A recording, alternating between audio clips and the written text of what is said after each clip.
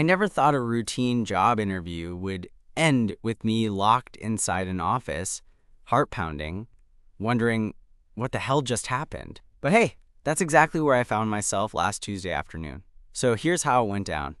I'd been bouncing from temp gig to temp gig for a few months, trying to scrape together rent and keep my head above water.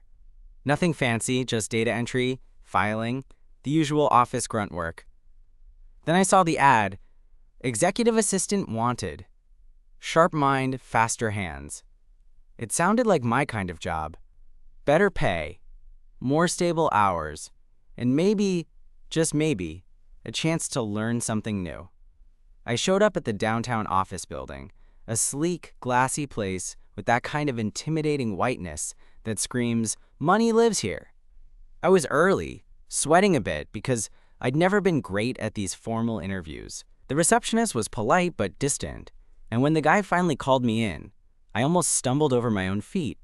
He was sitting behind this massive desk, wearing a perfectly tailored navy suit that looked like it cost more than my car. Dark hair, sharp jawline, and these piercing eyes that didn't just look at you. They seemed to size you up, piece by piece. "Jake," he said, extending a hand. "I'm Ethan. Thanks for coming in." His voice was low and smooth, like he'd practiced making it sound that way. I shook his hand and tried not to sound like a total idiot. The interview was surprisingly quick. Ethan asked me the standard stuff: skills, availability, experience. But there was something else beneath his questions, like he was testing how I reacted. Maybe it was just me being paranoid. Anyway, he asked if I could start immediately. I nodded before I even realized what I was doing. It sounded dumb in hindsight, but hey, I needed the job. Then, right after we finished, he stood up, walked over to the door, and locked it. "Don't worry," he said, flashing a smile that didn't quite reach his eyes. "I just want to show you something. It's better if no one walks in." And that's when my stomach dropped, because in that moment, the office didn't feel like a place of business anymore. It felt like the start of something I wasn't ready for, but maybe also something I didn't want to run from. I stood there, staring at the locked door, my pulse hammering in my ears. "Show me what?" I asked, trying to keep my voice steady, but honestly, it came out shakier than I intended. Ethan didn't answer right away. Instead, he just gave me that same inscrutable look. Then he motioned for me to sit down in the chair opposite his desk. "Relax," he said, pulling out a slim black folder from one of the desk drawers. "This job isn't just about filing papers and answering phones. It's more nuanced." I raised an eyebrow. "Nuanced how?" He smiled. This time it was warmer, less rehearsed. "I'll explain. But first, I want you to read this." He handed me the folder and I opened it, expecting some kind of contract or job description. Instead, there were a few printed emails, notes, even a photo or two. Nothing too scandalous, but definitely not the usual onboarding stuff. One email was from a client praising Ethan for his discretion and attention to detail. Another was a handwritten note thanking him for handling a sensitive situation. I looked up, confused. "Is this some kind of background check?" He shook his head. "No, it's to give you a sense of what I do. I'm not just an executive. I manage people who need things done quietly, professionally, without attracting attention. Confidentiality is key." I wasn't sure what to say. It sounded serious, but also intriguing. I'd never worked in a place where trust was such a big deal. Then he leaned forward, lowering his voice. "I don't hire just anybody. I need someone reliable, discreet, and sharp. That's why I locked the door. I want to make sure you understand the seriousness." My brain was spinning, but I nodded slowly. "Okay, I get that. But why me? You have something I don't see in most candidates," he said, eyes locking onto mine. "There's a calmness about you, a steadiness. That's rare." For a moment, I felt genuinely seen, like this wasn't just another job. It might be a chance to prove something to myself. Then he leaned back, considering me for a beat. "So tell me, what do you want from this job?" "Really?" I hesitated. It wasn't a question I'd been prepared for.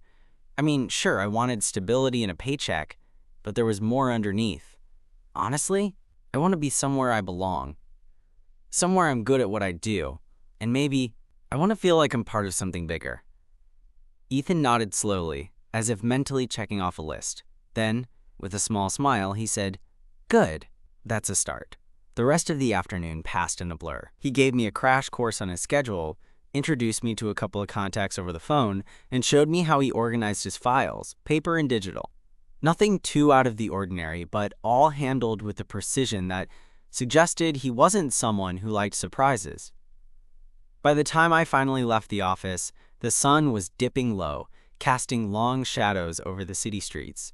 Walking back to the subway, I couldn't shake the feeling that I'd just stepped into something far more complicated than a typical office job. Over the next few days, I settled into the assistant role, learning to anticipate Ethan's needs before he even asked. He was demanding but fair, and his quiet confidence made it impossible not to respect him. Our interactions were professional during the day, but sometimes, in those fleeting moments, the way his eyes would catch mine across the room, or the subtle way he'd give a nod of approval, I felt like there was something unspoken lingering between us. One evening, after a particularly long day, Ethan asked me to stay late. The office was empty and quiet except for the hum of the air conditioning. He closed the blinds and, again, locked the door behind us. "Why do you keep locking the door?" I finally asked, half joking but genuinely curious. He shrugged, his face softening. "It's not just about privacy, it's about control. When you're in here, it's my world, and I like to know who's in it." That admission caught me off guard. For a moment, I saw him differently, not as the untouchable executive, but as a guy who craved connection and maybe even a little vulnerability. He stepped closer, and suddenly the space between us felt electric. "You're not just my assistant, Jake," he said quietly. "I want you to be part of what I'm building." My heart thudded in my chest. I wasn't sure where this was going, but I knew one thing for sure. Whatever this was, it was only just beginning. I could barely breathe as he stood there, the faint glow from his desk lamp casting half his face in shadow. His words hung in the air between us, heavy and charged.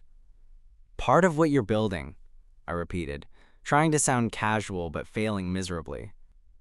My mind was racing. Was this a job offer? A hint at something more? Or just Ethan being cryptic like he usually was? He shifted his weight, then let out a slow breath. "Look, Jake, I don't do small talk. I'm not interested in hiring someone to just fetch coffee and manage my calendar. I want a partner in this, someone I can trust, someone who's sharp, and someone I can be real with." For a split second, I caught a flicker of vulnerability in his eyes.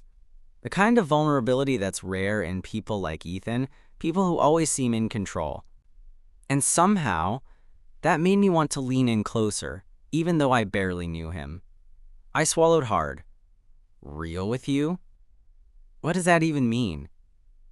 He smiled, but it wasn't the confident, polished smile from earlier. This one was softer, almost shy.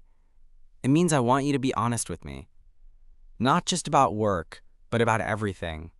If you're uncomfortable, say so. If you need something, say so." "I'm not good at pretending," I nodded slowly. "Okay. I can do that." Before I could overthink it, he reached out and ruffled my hair, like he was almost embarrassed to make the gesture, but did it anyway. "Good. Because I think you're going to want to stick around." I laughed, despite the knot in my stomach. "You're full of surprises, Ethan," he grinned. "You haven't seen anything yet." The next few weeks were a blur of late nights, back-to-back meetings, and learning the ins and outs of his world, a world where every detail mattered, and trust was currency. Working closely with Ethan was intense. He was demanding but never unfair, and beneath that professional exterior, I started to see glimpses of the man behind the suit. One day, we were reviewing a presentation for a high-profile client. The room was quiet, except for the clicking of keyboards and the occasional sigh from Ethan. I'd just finished updating a slide when he looked up. "You've got a good eye," he said quietly. "Most people miss those little things." I shrugged, trying not to smile too big. "Just paying attention." His gaze lingered a second longer than usual, and I felt a warmth spread through my chest. After that, our workdays started to bleed into something less formal. He'd crack jokes I actually laughed at, and I'd catch him stealing glances when he thought I wasn't looking. The office door stayed locked more often, but it didn't feel like a cage anymore. It felt like a bubble, a space where the rest of the world didn't exist.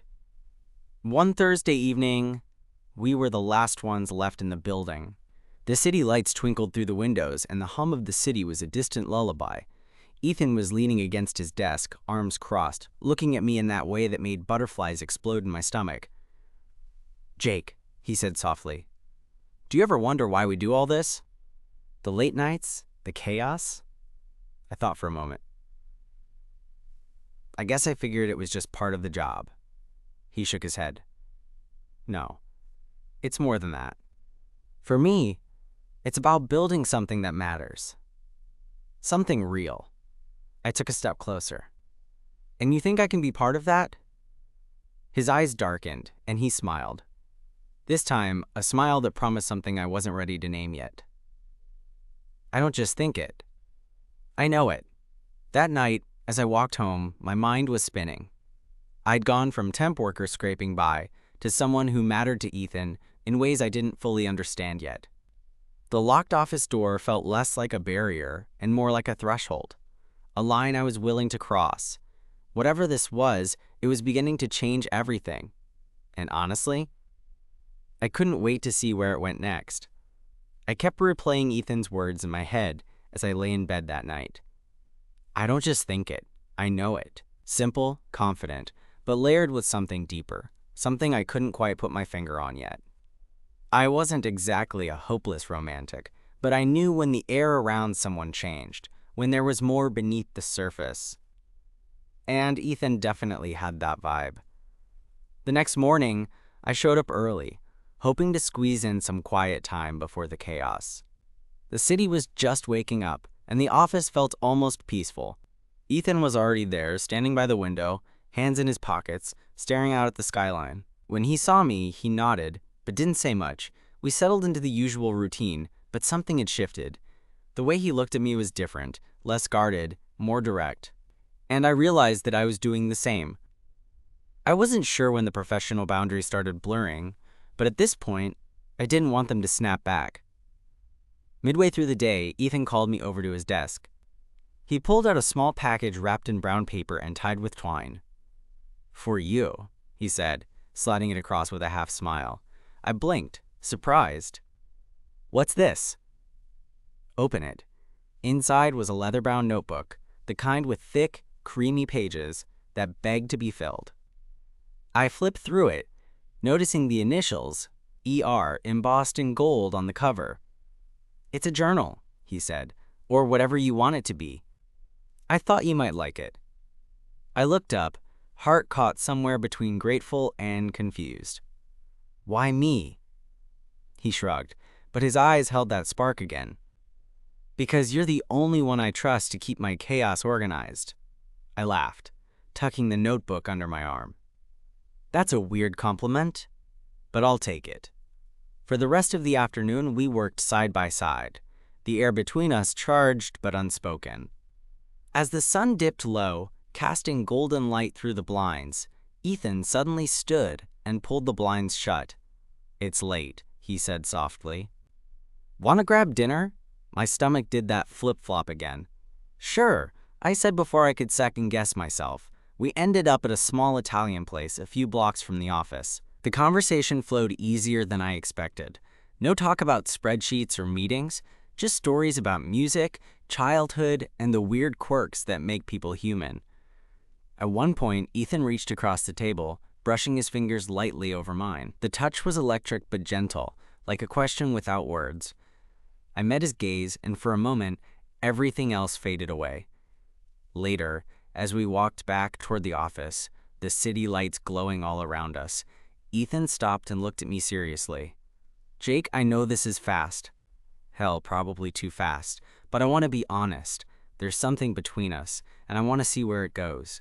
I swallowed hard, heart pounding. "I feel it too. I'm just not sure what to do with it yet." He smiled, the kind of smile that crinkled the corners of his eyes and made him look almost vulnerable. "We don't have to figure it all out tonight. Just maybe try. Before I could respond, he leaned in and kissed me. It was soft and tentative at first, but then deeper, like a promise. When we finally pulled apart, I knew that whatever came next, nothing would be the same. Back in the office, the door clicked shut behind us. I didn't mind the lock this time. If anything, I welcomed it. Because now, that locked door wasn't just a barrier. It was the start of something real. Something worth fighting for.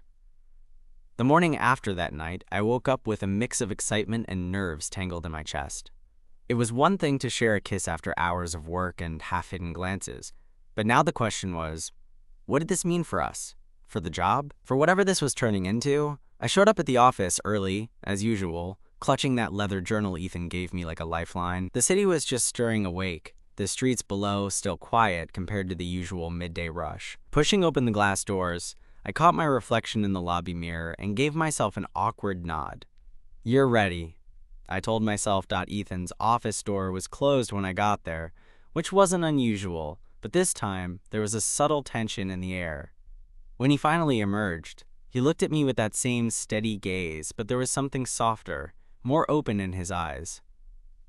"Morning," he said, voice low but warm. "Morning," I replied, trying to keep my cool. We settled into work, the usual rhythm of calls, emails, and calendar chaos. But underneath it all, there was a quiet undercurrent, like we were both aware of the new line we'd crossed, but weren't rushing to talk about it. Mid-morning, Ethan caught me off guard. "Jake," he said, "I want you to help me with something confidential, more than you've been tasked with before." I raised an eyebrow. "Confidential how?" He led me back into his office, closing the door behind us and, yes, locking it again. At this point, I wasn't even surprised. The lock felt less like a barrier and more like a signal. This was where the real stuff happened. He pulled out a thick envelope, sealed and marked with a discreet stamp. "I need you to draft a response for this client. It's delicate. The kind of thing where one wrong word could spin everything into chaos." I took the envelope, feeling a thrill of responsibility. "Got it. When's the deadline?" "By tomorrow morning." "And Jake," he hesitated, then added, "I trust you." That simple statement made my chest tighten. Trust wasn't something he gave lightly. As I worked late into the night, crafting the perfect reply, I kept glancing up at his office door, knowing he was nearby but giving me space. Eventually, he popped his head out. "Dinner?" he asked. I laughed. "Again? You're spoiling me." He grinned. "You deserve it." We ended up at a quiet rooftop bar. The city spread out beneath us like a sea of stars. The breeze was cool, carrying the faint hum of distant traffic. For a while, we just sat, talking about everything and nothing. At one point, Ethan reached out and intertwined his fingers with mine. The contact was electric, but grounding. I realized I was holding my breath. "Jake," he said softly, "I don't do relationships well. I'm used to control, at work, in life. But with you, it feels different. Like I'm letting go a little, and it scares me." I squeezed his hand. "I get that. I'm not perfect at this either. But maybe we figure it out together." He smiled, that genuine smile that made me feel like I was the only person in the world. Back in the office, things started to shift. Our work partnership strengthened, but so did the connection between us. We found ourselves sharing more than just schedules and memos. Little jokes, personal stories, the kind of stuff you don't usually share with your boss. One afternoon, Ethan asked me to join him for a meeting downtown. As we drove through the city, he glanced over, eyes warm. "You're more than my assistant, Jake. You're the one I want next to me when things get tough." I swallowed the lump in my throat. "I'm here, for whatever comes." That night, as I locked up and left the office, I realized that the locked door wasn't just about keeping things private. It was about creating a space where trust could grow and where we could be more than just boss and employee. Whatever this was, whatever it became, I was ready to step through that door with him. A few days after that rooftop night, something shifted again. Like the invisible line between work and us was blurring even more, and neither of us seemed willing to pull back. Honestly, I wasn't sure if I was ready for it or not. but the way Ethan looked at me lately told me he was feeling it just as much. That morning, I walked into the office to find him waiting by the elevator, dressed down in a soft gray sweater instead of his usual suit. It was subtle, but seeing him like that, less armor, more real, caught me off guard. "Morning," he said, his voice softer than usual. "Morning," I replied, trying not to sound like a total dork. He glanced around like he wanted to say something, but wasn't sure how. Then, surprising me, he held out his hand. "Come with me?" I raised an eyebrow but didn't hesitate. I took his hand, and we stepped into the elevator together. The doors closed, and for a moment, the city noise faded away. There was a quietness between us, electric but comfortable. Ethan finally broke the silence. "I've been thinking about us." I swallowed, heart beating fast. "Yeah?" He nodded, eyes locked on mine. "I don't want to keep sneaking around or pretending this is just a job. I want to be upfront. I want to see where this goes." I felt a rush of relief, mixed with excitement and a little fear. Me too. I just wasn't sure if you felt the same. He smiled, that genuine smile that made me feel like I'd just unlocked some secret. "I do, more than I probably should." When the elevator dinged open on the rooftop, he led me out, the city sprawling all around us. The sun was just setting, painting the sky with oranges and purples. It felt like a moment meant for confessions. He turned to me, his hands finding mine. "Jake, I want you to be more than my assistant. I want you to be part of my life. Not just the locked office door kind of life, but everything." I looked up at him, feeling the weight of those words. "I want that too." He leaned in, and this time, the kiss was slow and certain. No hesitation, no second guessing. It was like we were both finally stepping fully into whatever this was. Over the next week, we started telling a few close colleagues, carefully navigating the tricky line between professional and personal. Not everyone was thrilled, but Ethan handled it with the same quiet confidence he brought to everything else. One evening, after a particularly grueling day, Ethan invited me to dinner at his apartment. It was the first time I'd seen his personal space. Warm, a little messy, but full of character. Photos of places he'd traveled, a bookshelf crammed with novels and old records, and a small kitchen that smelled like freshly brewed coffee. We cooked together, laughing over burnt garlic bread and debating the best way to make pasta sauce. It was normal and extraordinary all at once. Later, sitting on his couch with a glass of wine, he reached for my hand. "I don't know what the future holds," he said, "but I know I want to figure it out with you." I squeezed his hand, feeling something like home settle in my chest. Me too. That night, as I left his apartment, walking down the quiet streets, I realized how much had changed since that first day when he locked me in his office. What started as a locked door had turned into an open invitation to trust, to connection, to something real. And for once, I wasn't scared. I was ready. The next morning, walking into the office felt different. It wasn't just the usual click of heels or the hum of computers. It was the quiet thrill of knowing we'd crossed a line. But that line didn't feel confining anymore. If anything, it was a beginning. Ethan was already there, leaning against the window with his usual calm, but when he saw me, his face lit up in a way that never got old. "Morning," he said, voice low and warm. "Morning," I replied, trying to keep my cool but failing. My heart did this weird skip thing that I was pretty sure wasn't normal for showing up to work. The day unfolded with its usual chaos, meetings and emails and 1,000 little tasks that somehow felt lighter with him nearby. We exchanged glances, quick smiles, and a few well-timed jokes that made the hours slip by faster. Around mid-afternoon, Ethan called me into his office. I could hear the lock click behind me, but now that sound was more like a promise than a barrier. He gestured to the chair across from his desk. "Sit," he said, folding his hands in front of him. I did, heart racing for reasons I couldn't explain. He reached into a drawer and pulled out a small box, plain, unassuming, but with a weight that made my stomach tighten.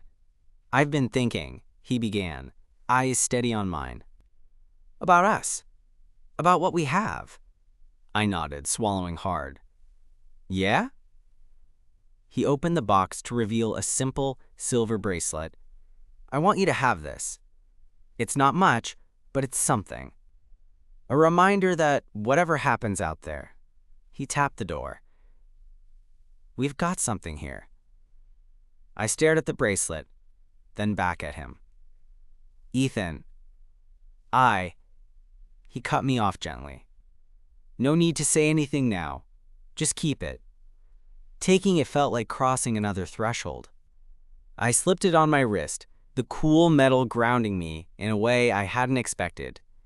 We spent the rest of the day in a kind of quiet, companionable silence, the kind that speaks volumes without words. When the office finally emptied out, Ethan turned to me. Dinner? He asked. I smiled, remembering how quickly I'd come to expect and want that invitation. You don't have to ask twice. That night, over dinner at a little ramen spot downtown, we talked about everything and nothing, the kind of conversation where time slows and the rest of the world disappears. I learned about the small things that made Ethan who he was, the music he loved, the childhood memories that still made him laugh, the little quirks that didn't make it into the polished version of himself he showed the world. After dinner, we walked through the city streets, the light from street lamps casting a soft glow. Ethan stopped, turning to face me. Jake, he said, voice low, I know this isn't easy, mixing work and us, but I want to try, with you. I felt my throat catch. I want that too. I'm in. He smiled, reaching for my hand and holding it like he never wanted to let go. From that night on, things weren't always perfect. There were awkward moments, close calls, the challenge of balancing professional boundaries with personal feelings. But every time I looked at Ethan, the way he'd glance at me across a crowded room, the late-night texts with no work talk, I knew it was worth it. One evening, after a long day, Ethan surprised me by taking me to a rooftop overlooking the city. We sat side by side, the breeze cool against our skin. I've been meaning to ask. I said quietly, what made you lock that office door the first day? He laughed softly. Control, mostly. I didn't know if I could trust anyone, but then you showed up, and something changed. And now? Now, he said, turning to me, I don't need to lock the door, not with you. I smiled, leaning into him. The city stretched out before us, endless and full of possibility. In that moment, I realized that sometimes the doors we lock are just the ones we're afraid to open. But when we do, everything changes. And for the first time in a long time, I was ready to step through with him. A few weeks later, things had settled into a rhythm that felt natural. Comfortable, even. Ethan and I had found a way to balance the professional and personal without letting one overshadow the other. It wasn't always easy. Sometimes there were awkward pauses, or moments when I wondered if I was overthinking things, but the trust between us kept growing, steady and real. One Friday afternoon, as the workday was winding down, Ethan called me into his office again. I almost smiled at the familiarity of hearing the door click shut behind me, but this time it felt less like a barrier and more like a quiet sanctuary. He was sitting by the window, the late afternoon light making his features softer, less guarded. For a moment, we just looked at each other, the kind of silence that speaks louder than words. Then, he reached out and took my hand. Jake, he said, voice low and steady, thank you for sticking around. For being honest, for being you. I squeezed his hand back, feeling a warmth spread through me. Thank you for trusting me, for letting me in. He smiled, that genuine smile that had become my favorite thing. I don't know what the future holds, but I know that whatever it is, I want to face it with you. I looked out the window at the city below, then back at him. Same here. We sat there for a while, just holding hands, sharing that quiet connection that no words could really capture. It wasn't some grand declaration or dramatic moment. It was simple and real, the kind of moment that makes you believe in the small, everyday things. Trust, patience, and the courage to open a door and step inside. As I left that evening, sliding my keys into my pocket and feeling that silver bracelet warm against my wrist, I realized how much I'd changed since that first day Ethan locked me in his office. What started as a locked door had become an invitation to trust, to connection, and to something worth holding on to. And I knew, without a doubt, that whatever came next, I wasn't just his assistant anymore. I was part of his world. And he was part of mine. That, to me, was everything.